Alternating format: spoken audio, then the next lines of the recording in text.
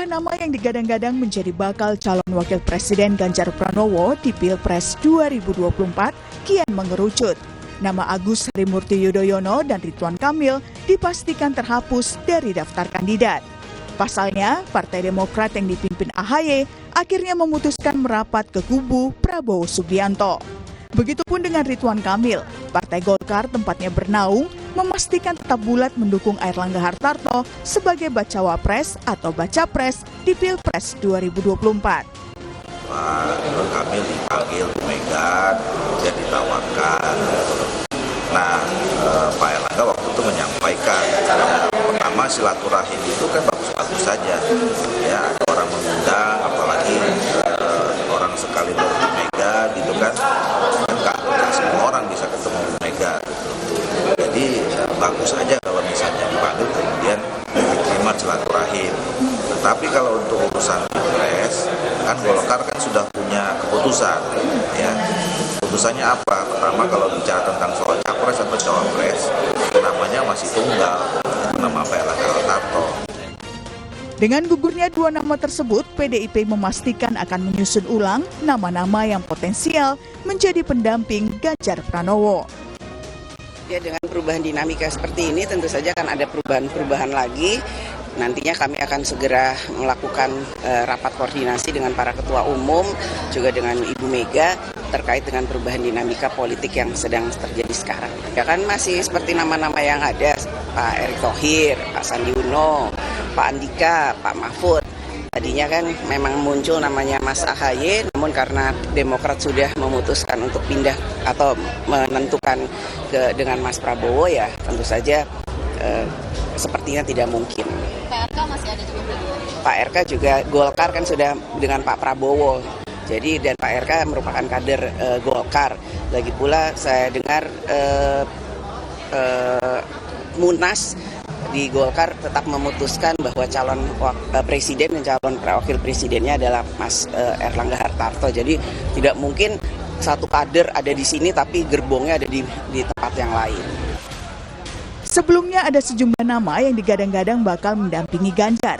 Mereka adalah Agus Harimurti Yudhoyono, Ridwan Kamil, Erick Thohir, Sandiaga Uno, Andika Perkasa, dan Mahfud MD.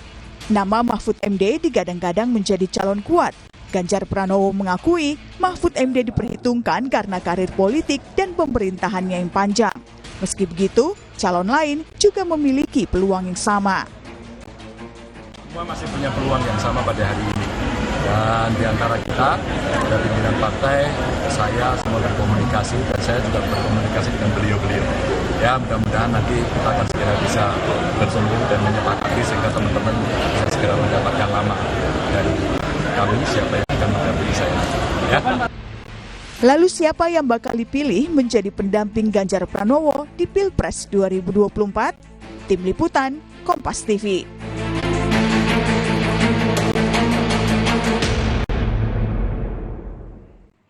Saudara, berlabuhnya Demokrat ke kubu Prabowo Subianto dan keputusan bulat Golkar untuk tetap mengusung sang ketua umum Partai Golkar yakni Airlangga Hartarto sebagai bakal calon wakil presiden atau baca pres membuat nama AHY dan juga RK ini otomatis terhapus dari daftar kandidat bacawa pres Ganjar Pranowo. Nama kandidat yang kian mengerucut waktu pendaftaran capres cawapres pun kian dekat. Lalu kapan sebenarnya Ganjar Pranowo dan juga Prabowo Subianto akan mengumumkan calon pendamping di Pilpres 2024? Apa yang sebenarnya ditunggu kedua kubu ini? Kami bahas bersama dengan sejumlah narasumber di pagi hari ini. Sudah ada Ketua DPP PDI Perjuangan Bang Eriko Sutarduga dan juga ada Ketua DPP Partai Golkar Bang Dev Laksono serta ada pakar komunikasi politik dari Universitas Pendidikan Indonesia Prof. Karim Suryadi. Selamat pagi Bapak-Bapak semuanya. Assalamualaikum. Selamat pagi, Assalamualaikum Adisti. Pagi. Gimana kabar semua, sehat? Sehat semua. Ya, saya ingat betul ya pada awal September berdiskusi sama Bang Eriko, lihat saja nanti kita lihat pergerakannya semakin dinamis, banyak pergerakan yang tidak terduga-duga. Betul ada yang setia dan tidak setia, Bung Eriko? Ya, Mbak Adisti, Bung Dev dan juga Prof. Karim beserta seluruh mahasiswanya di belakang, yaitu menunjukkan Prof. Karim tetap awet muda, Mbak. Nah, Mbak Adisti, yang tetap dalam kehidupan tuh hanya perubahan itu sendiri. Itu sudah pasti. Politik is the art of possibilities. Apapun bisa terjadi di dunia politik. Dan saya sudah sampaikan di awal September, lihat sebentar lagi Mbak Adisti, dugaan saya pasti ini akan ada perubahan-perubahan yang menarik ini. Nah ini sekarang sudah terjadi, di mana yang tadinya dikira berlabuh di satu kerjasama atau satu koalisi, ini ternyata ikut di dalam koalisi yang lain, dan begitu juga perkembangan yang ada di dalam koalisi ini keluar dan sekarang bergabung dengan Bung Dev di koalisinya Golkar atau kerjasamanya. Maksudnya Partai Demokrat begitu? Ya, ini hal yang sudah kita duga juga. Karena kenapa? Memang ini bukan sesuatu hal yang aneh bahwa itu akan terjadi. Dan ini mirip-mirip seperti 2014 ini Mbak Adisti, ini menarik ini. Nanti jangan-jangan ada lagi nanti yang bergerak lebih jauh lagi seperti Siapa itu. tuh? Ya, nanti ditanya Bung Dev lah sama Prof Karim. Nanti kalau sudah ada jawaban dari Bung Dev sama Prof Karim, baru nanti saya tanggapin Mbak Adisti. Itu barangkali. Oke, nah ini tadi mengutip juga pernyataan dari Mbak Puan ini, kalau RK dan juga AHY ini sudah otomatis lah dicoret dari daftar kandidat calon wakil presiden, karena kemudian RK ternyata diusung untuk menjadi calon gubernur, dan sebaliknya AHY sendiri sudah merapat ke kubu Prabowo Subianto. Yang tersisa ini ada nama Pak Mahfud, Pak Erik, Pak Sandi, dan juga ada Pak Andika Perkasa. Nah, informasinya nih katanya yang paling kuat Pak Mahfud nih, betul? Mbak Adisti, saya harus jujur, memang yang berkembang di internal kita, apa yang sudah disampaikan Mbak Puan itu sangat benar. Bahwa yang menguat itu sebenarnya ada 3. Pak Mahfud MD, tentu beliau adalah seorang yang memang mempunyai intuisi yang luar biasa, dan juga orang yang berani menyatakan benar itu benar. Nah itu langka di zaman saat ini, tidak ada beban karena memang beliau orang-orang yang lurus-lurus saja, begitu Mbak Adisti. Nah begitu juga Mas Sandi, seorang pengusaha, seorang muda yang memang berhasil. Nah Mas Andika ya sudah mencapai Panglima TNI, apalagi dia di atas daripada itu. Nah tapi jangan lupa juga Mbak Adisti bahwa ada TGB, Tuan Guru Bajang yang kemungkinan diusulkan juga oleh saudara kami Perindo. Nah, ini bisa saja. Nah, saya mau sampaikan satu hal yang menarik Mbak Adisti, bahwa mungkin saja ini kan ada 4 kan, bisa saja nanti ada 1-2 lagi yang muncul tidak terduga Mbak Adisti. Waduh. Bisa saja. Apakah itu laki-laki, apakah perempuan? Nah, monggo saja dipikirkan sendiri. Tapi ini kemungkinan-kemungkinan yang menarik. Karena kenapa? Ini sesuatu yang sampai katakanlah mendekati akhir itu akan terjadi perubahan-perubahan, dan itu semua sangat wajar. Nah, satu hal Mbak Adisti yang kita tidak boleh lupa, bahwa namanya calon wakil presiden ini harus sinergi dengan calon presiden, dengan kita, dengan Mas Ganjar, tapi tidak boleh melampaui, tidak boleh melebihi. Lah bayangkan mencari seseorang yang mendekati sempurna, tapi bukan berarti dia menjadi lebih di depan. Apapun presiden yang menjadi yang utama. Wakil presiden adalah melengkapi. Dan apa? Ini yang terakhir. Ini yang paling menarik. Menarik nggak buat rakyat? Betul kan? Ya, oke, jadi tidak hanya saling melengkapi, tapi juga harus menarik untuk rakyat, begitu? Itu ya pesannya ya? Apakah dia mendukung generasi muda, seperti yang di belakang Profesor Karim, adik-adik mahasiswa, generasi Gen Z? Ini penting sekali. Ini kode lagi nih, generasi muda ya? Iya, betul. Oke, saya langsung ke Bung Dev. Bung Dev, ini kita tahu Golkar berkomitmen untuk mengusung ketumnya Erlangga Hartarto jadi baca pres ataupun baca wapres. Mengutip dari pernyataan Mbak Puan, bahkan hasil munasnya sudah ada. Apakah sudah ada kesepakatan dengan koalisi Prabowo? Siapa sih sebenarnya yang jadi bakal cawapres Prabowo? Apalagi Demokrat member baru nih. Iya. Gini, kalau mengenai pembahasan soal calon wakil presiden itu pasti akan kita bahas secara bersama. Nah, pembahasannya masih berjalan terus dan akan kita tetapkan segera. Nah, segeranya ini kapan nanti? Kita kan sekarang baru kita ada tambahan anggota baru yang cukup signifikan, membawa sebuah energi baru juga dan juga semangat baru. Nah, nanti bersama-sama baru kita duduk untuk kita putuskan siapa yang terbaik, baik apakah itu dari internal ataupun kita pilih figur lain. Tapi yang pasti itu dari Golkar tuh kita tetap mendorong satu nama, yaitu Pak Erlangga Hartarto. Nah, akan tapi keputusan secara bersama itu, nah itu harus tunggu dinamikanya itu bagaimana antara komunikasi antara sesama ketua umum untuk kita bisa menentukan pilihan yang terbaik untuk kita semua. Tapi Gitu. rasanya lama sekali ya, padahal sudah ada member baru nih yang bisa dikatakan memperkuat. Lama sekali. Apa yang sebenarnya ditunggu? Udah ada nih gerbong baru begitu. Apa yang ditunggu lagi? Ya, kita nunggu pasnya lah, momen yang tepat untuk kita mengumumkan secara bersama-sama. Kita menunggu dinamika dan ritme yang sejalan agar ketika kita mengumumkan ini sudah smooth semuanya dan semua pihak itu sudah yakin bahwa ini adalah pilihan yang terbaik. Karena kan kita ingin menang kan. Ya, kita ingat Pak Prabowo ini maju sudah dari 2004 ya. Ini sudah kelima kalinya nih beliau maju dari mulai waktu itu ikut konvensi Golkar hingga maju capres 2 kali. Nah sekarang ini maju di dalam perhelatan calon presiden dan sudah terlihat bahwa semua elemen dalam pemerintahan itu baik yang lampau ataupun yang kini itu siap untuk mendorong mensukseskan beliau menjadi presiden yang dia akan datang. Oke, jadi nunggu momentumnya yang pas begitu. Nunggu momentum apa nih agar smooth? Apakah nanti pada saat Rapimnas Partai Demokrat hari Kamis? Nanti kita lihat ya Mbak, hari Kamis kan tinggal besok. Ya, itu dia. Nah, berbicara soal Rapimnas nih Partai Demokrat, berarti seluruh ketua umum di Koalisi Indonesia Maju akan hadir lah ya?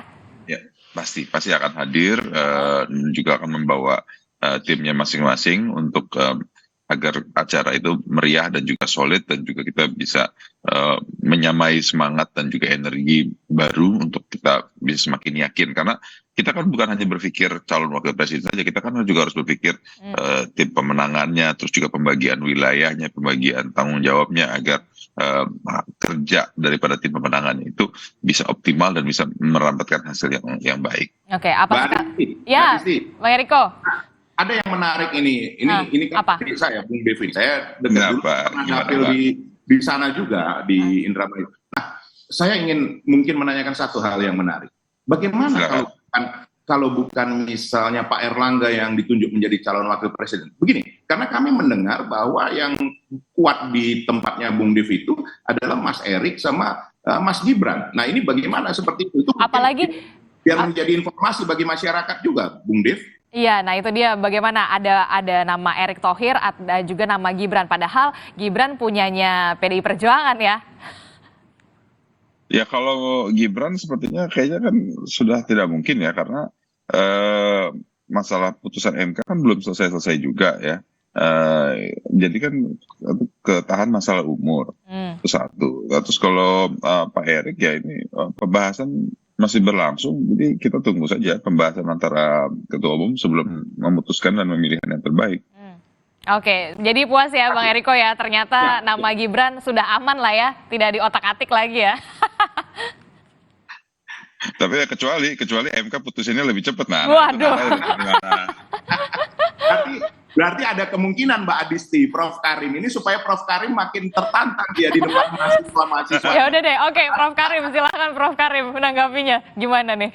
Ya, Bang Dev, Bang Eriko, jadi sengaja saya ini lagi ngajar memang, terus diundang Kompas TV, mahasiswa S2 ini sebenarnya mahasiswa PKN. Jadi biar mereka sadar pemilu itu merupakan agenda mereka juga, seperti agenda kuliah gitu ya, jadi akan nyoblos.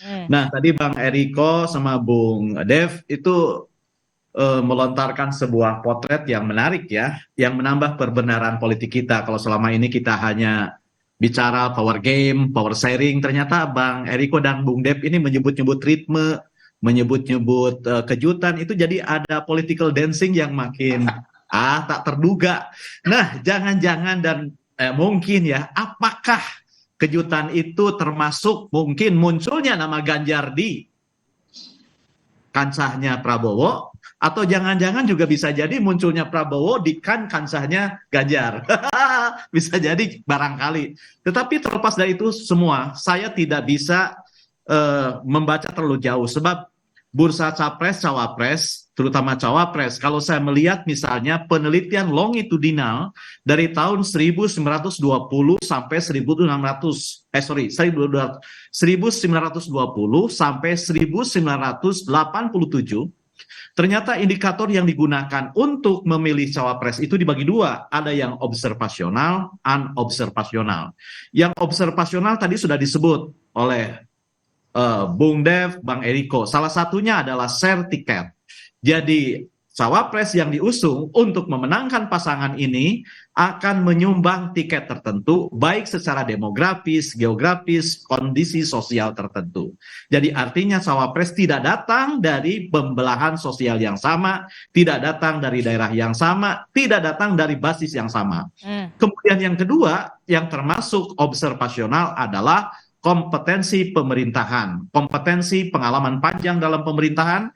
Inilah yang memungkinkan kandidat akan dinilai sebagai punya kapasitas, kapabilitas, dan adaptabilitas. Dan ini pula yang mengesankan kandidat itu memang layak dalam mata pemilih, dalam masa rakyat. Dan yang ketiga yang lebih penting, in case dia harus menggantikan presiden karena satu hal dan lain sebab, maka ia bisa melakukannya menjadi pengganti presiden. Nah, hanya itu yang observasional. Tapi ada yang unobservasional yang tidak bisa saya sebut. Tapi intinya adalah yang unobservasional itu adalah perasaan nyaman antara presiden dan wakil presiden ketika dua sosok ini akan digabungkan. Dan penjumlahannya bukan sekedar gabungan dukungan dari A dan B, tapi lebih merupakan sebuah sinergi. Nah, barangkali ini yang hanya diketahui oleh kandidat bakal calon presiden, gitu ya. Bukan walinya, bukan saksinya. Jadi begitu, Adisti. Jadi sebenarnya kriteria sudah disebut, kemudian elit partai juga sudah menyebut. Sebenarnya tinggal kapan ini sebenarnya hitbah ini akan terjadi. Kok lama banget lamarannya, kenalan itu Bang Eriko. Nah, itu dia yang jadi pertanyaan, kok lama banget sih Prof. Karim? Tadi Prof. Karim lengkap sekali bagaimana kemudian menjelaskan secara observasional, dan juga yang terakhir itu juga yang tadi unobservasional, harus ada chemistry pastinya ya Prof. Karim ya. Padahal ini sebentar lagi nih udah mau pendaftaran capres sama cawapres, apa sih yang sebenarnya ditunggu? Apakah mungkin kemudian akan terbentuk dua poros, Prof. Karim? Nah, itu dia yang menjadi tanya saya kenapa sih kok alot gitu ya, padahal pelamar banyak, baik itu namanya itu aja padahal loh. Ya, namanya dia tidak berubah. Misalnya kurang mentereng apa Sandiaga Uno ya.